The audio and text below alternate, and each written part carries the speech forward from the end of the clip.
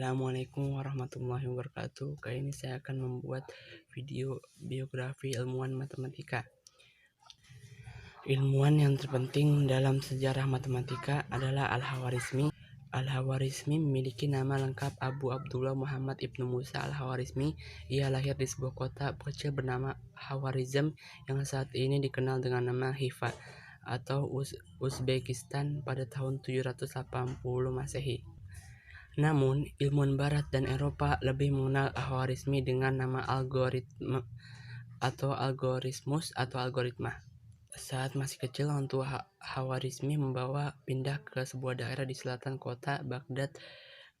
Di Baghdad inilah Al-Khawarizmi mulai semangat dalam menuntut ilmu. Hingga pada saat ia remaja, tepatnya di masa Khalifah Harun al-Rasyid 786 sampai 809 Masehi, Al-Khawarizmi sudah diangkat menjadi anggota di Bait al-Hikmah yang disebut juga sebagai Wisma Kearifan atau House of Wisdom di kota Baghdad. Bait al-Hikmah adalah lembaga penerjemahan pusat penelitian ilmu pengetahuan, juga sebagai perpustakaan besar yang didirikan oleh Khalifah Harun al-Rasyid. Tempat tersebut menjadi ruang berkumpulnya para ilmuwan.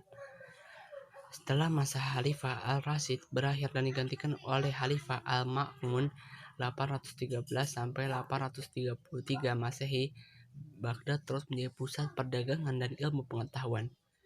Mewarisi kecintaan pada ilmu pengetahuan, Khalifah al-Ma'mun sadar bahwa ilmu pengetahuan adalah kunci peradaban.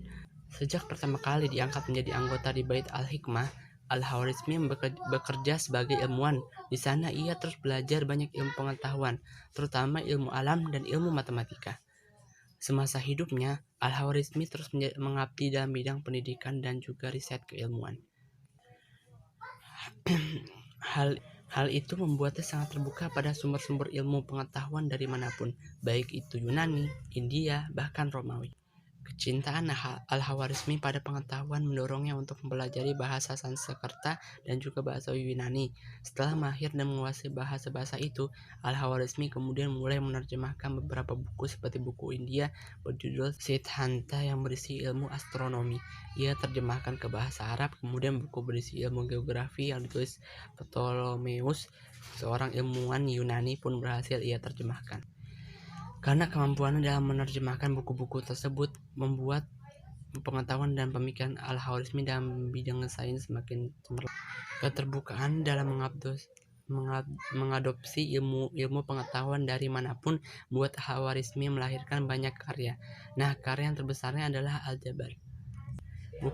Bukunya yang berjudul Al-Kitab Al-Muhtasar fi Hisab Al-Jabar wal Muqabalah menjadi pondasi penting dalam aljabar di era modern. Aljabar juga menjadi materi yang banyak dipelajari dunia sampai saat ini. Karyanya ini tidak terlepas dari pemikiran ilmuwan Yunani yang bernama Diophantus. Perangkat dari karya Diophantus tersebut, Al-Khawarizmi menemukan banyak permasalahan dan kesalahan yang cukup sulit untuk dipahami. Dari situlah Al-Khawarizmi mulai memperbaiki dan menyempurnakan aljabar. Ia mengembangkan tabel rincian trigonometri yang membuat fungsi sinus, kosinus, tagen, kontagen, juga konsep diferensiasi.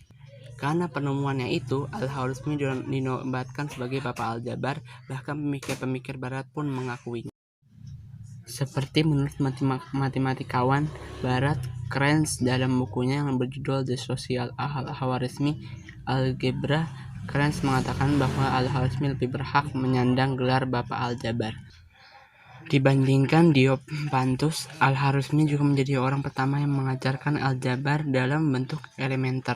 Bukan cuma itu, ia juga dikenal sebagai peletak rumus, ilmu ukur, dan penyusun daftar logaritma dan hitungan desimal.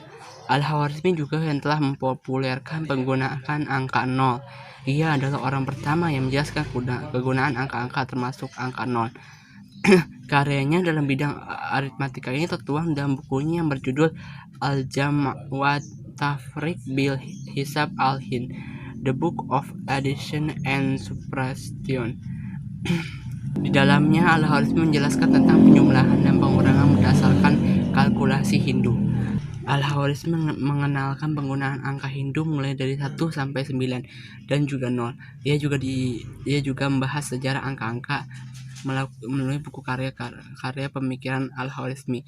Inilah orang-orang Eropa belajar menggunakan angka 0 untuk memudahkannya menghitung kelipatan 10, 100, sampai 1000. Begitu seterusnya. Bukan hanya aljabar, Al-Khwarizmi juga mengenalkan konsep algoritma yang pengaruhnya sangat besar bagi perkembangan teknologi hari ini. Algoritma adalah ilmu dalam bidang matematika yang mengajarkan tentang langkah-langkah logis dalam menyelesaikan masalah yang disusun secara sistematis.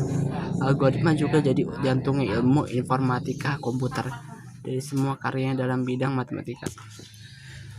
Al-Khwarizmi pun dinobatkan sebagai bapak matematika. Begitulah kiranya gambaran tentang bapak matematika kita ini. Tentunya Al-Khwarizmi dapat menelurkan karya-karya yang sangat berpengaruh bagi kehidupan manusia, didasari rasa ingin tahu dan keterbukaannya terhadap pemikiran-pemikiran asing.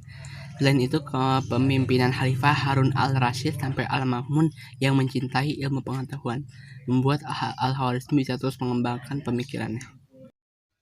Al-Khwarizmi diperkirakan wafat pada tahun 850 Masehi, dan semasa hidupnya karya tidak seputar bidang matematika saja, namun banyak bidang dari ilmu pengetahuan yang ikut terpengaruh dari hasil pemikirannya tersebut.